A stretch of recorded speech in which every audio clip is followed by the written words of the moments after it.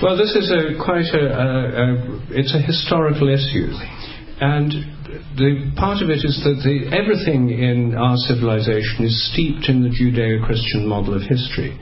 And the Judeo-Christian model of history is that history is moving towards some kind of culmination or goal, and that salvation is there to save us. Now, what happened was that in the Christian model of this, this was going to come about through the second coming of Christ. This was secularized in the 17th century by Francis Bacon, who said that, no, humanity and nature will be transformed through what we now call science and technology.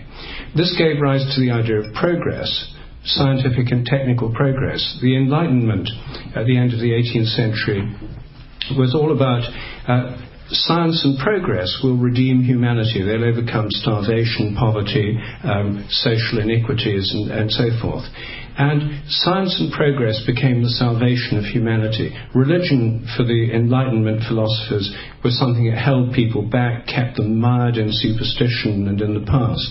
And from the early 19th century onwards, advocates of science and progress were often very anti-religious. They saw religion as a rival to the scientific priesthood, and they wanted to establish a kind of rival priesthood where the scientists would be in the vanguard of humanity, leading humanity on, and science would overcome poverty, disease, ultimately death.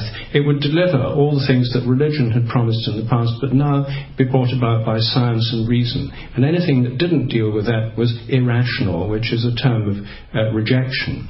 So this sense of rivalry or conflict between science and religion was very strong in Europe. It was big in the French Revolution. Notre Dame Cathedral was being turned into a temple of reason. It was much less strong in the United States.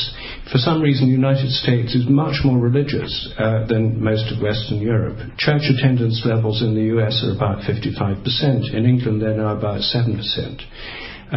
So there's a huge difference. And in Europe, this became a kind of crusading movement, that the scientists were a crusading movement that would liberate humanity through science, reason, technology, and economic growth, progress. And it was a salvational movement. Other cultures had the idea that history was a matter of endless cycles of death and rebirth and rise and fall of empires, and that the goal of the spiritual life was a kind of vertical takeoff. But so it comes from a kind of crusading mentality. And people like Richard Dawkins and Daniel Dennett and so on, they're crusaders. And they think they're delivering and saving humanity through science. And so it isn't just live and let live, we've got an opinion, you've got an opinion. It's an evangelical salvation movement. It's science as religion. And it's a rival religion to religion. And that's why it has this particular impetus, why it has this kind of evangelical zeal and this extreme intolerance. And almost, it's interesting that most of the leading atheists in this recent movement in the US, Dawkins and Hitchens, they're English. This kind of stuff is common in England, and it's so common most people yawn when they hear it. But in the US it has a kind of, it seems shocking and new to a lot of people, and there are a lot of closet atheists in the US who felt that they were persecuted, people who'd had bad experiences of religion who liked this message. It was liberating for many people.